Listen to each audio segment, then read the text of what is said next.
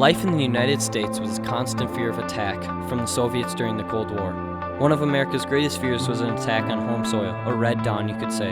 United States borders were never attacked, but symbolically an invasion, Red Dawn, took place during 1980 in Lake Placid.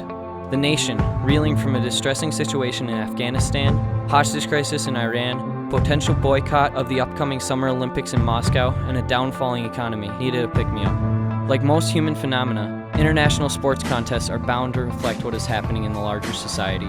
This was true in men's ice hockey throughout the Cold War. The United States and Soviet Union had met 35 times in international hockey. Of those 35 meetings, the United States had only won once, taking gold in the 1960 Winter Olympics. The Soviets were the leaders of the hockey world and gave a further impression to people around the world that the Soviet Union was better than the United States. Therefore, communism was better than democracy.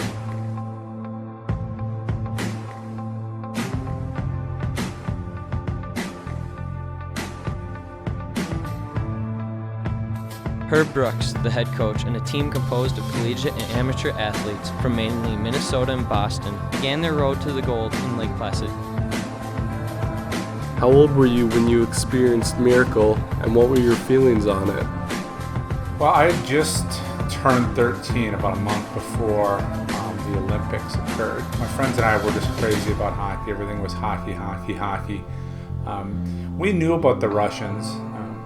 They had been sort of the dominant team. We divide out sides.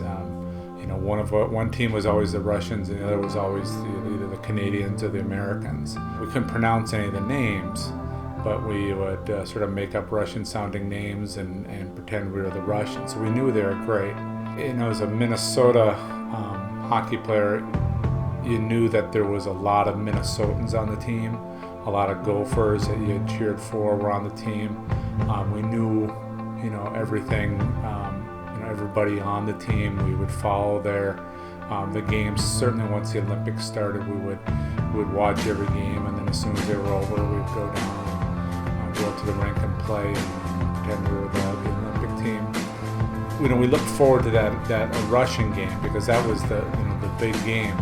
But it was a little bit strange that the game itself was not on primetime TV. It was actually at 4 o'clock or so in the afternoon. I remember it was a Friday afternoon. I came home from school, and I can also remember I was really tired, so I listened. It wasn't on TV actually, live.